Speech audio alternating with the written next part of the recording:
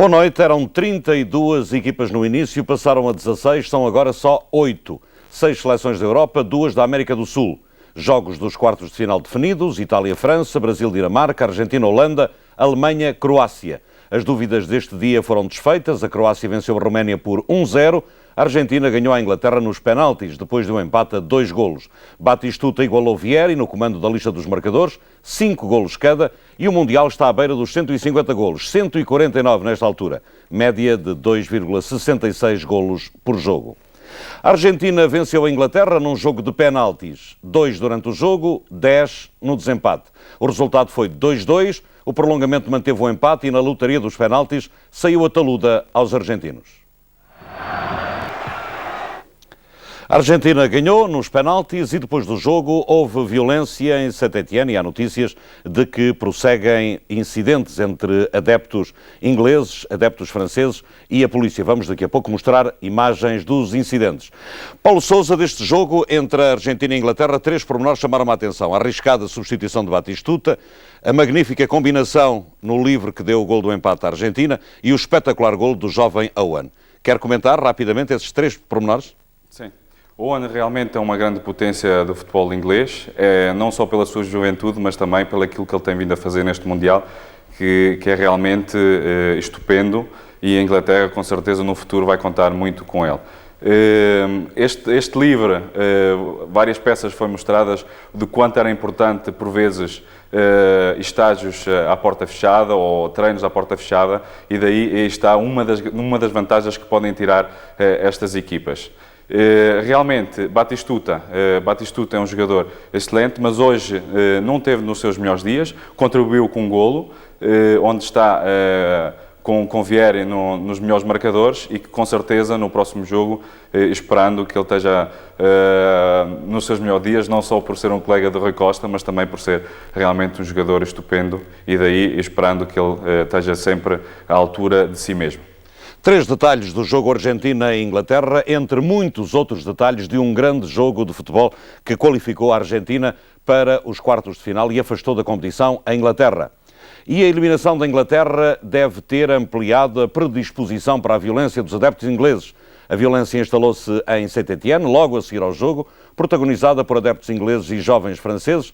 A situação foi aparentemente controlada, esperando-se que a debandada inglesa, após a eliminação da seleção de Inglaterra, afaste de França a ameaça de novos surtos de violência.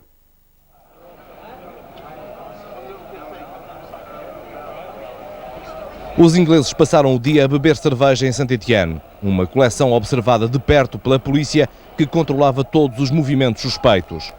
Não houve, no entanto, quaisquer problemas antes do jogo, apesar de alguma tensão e da euforia britânica. Muitos destes adeptos não tinham bilhete para o jogo, o que tornou a sua presença em Saint-Étienne bastante mais perigosa. À entrada do estádio, no entanto, a polícia apertou o controle para evitar incidentes. Os resultados foram bons, mas fora do estádio havia muitos ingleses que continuavam a embriagar-se. As preocupações policiais evitaram que antes do jogo ocorressem problemas. No entanto, no final do encontro, a derrota dos ingleses voltou a deixar Saint-Étienne sob tensão. Polícias de um lado para o outro, no centro da cidade, no mesmo local onde ocorreram os incidentes na noite anterior e, logo à saída do estádio, também há alguns sinais de confrontação entre os ingleses e outros elementos, nomeadamente os argentinos, vencedores deste encontro. Os franceses, concentrados em alguns pontos centrais, pareciam dispostos justamente a responder se houvesse incidentes. Houve mesmo um francês que nos chegou a dizer que Saint-Étienne não admitia, que em Saint-Étienne não se admitia que os ingleses causassem distúrbios na cidade.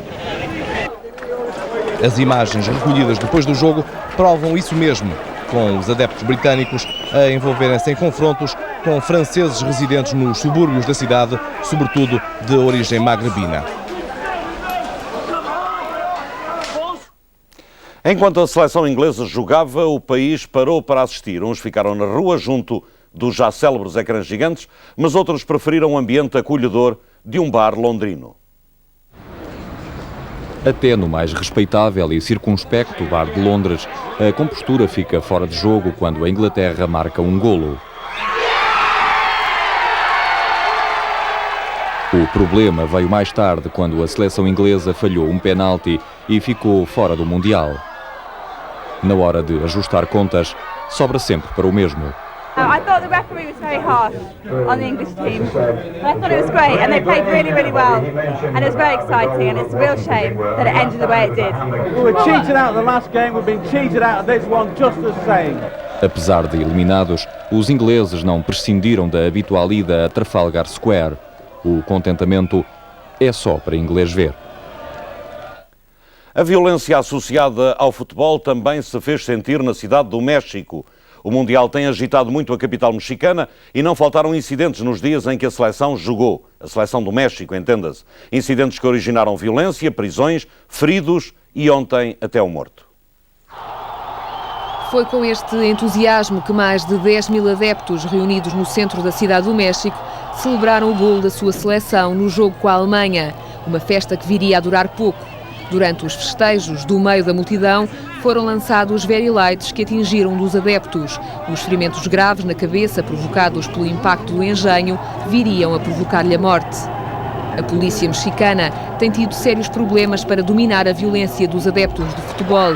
Nos 4 jogos que a seleção sul-americana disputou em França, os confrontos com as autoridades na cidade do México resultaram na morte de um adepto, em dezenas de feridos e centenas de prisões. Consumada a derrota com a Alemanha, jovens adeptos provocaram estragos na cidade, partiram vidros de edifícios e invadiram autocarros. Uma estranha forma de assinalar o afastamento da sua seleção do Mundial. E um só golo bastou para que a Croácia derrotasse a Roménia. Num jogo pobre, mas que os croatas venceram com mérito. A Croácia jogou melhor e teve mais oportunidades.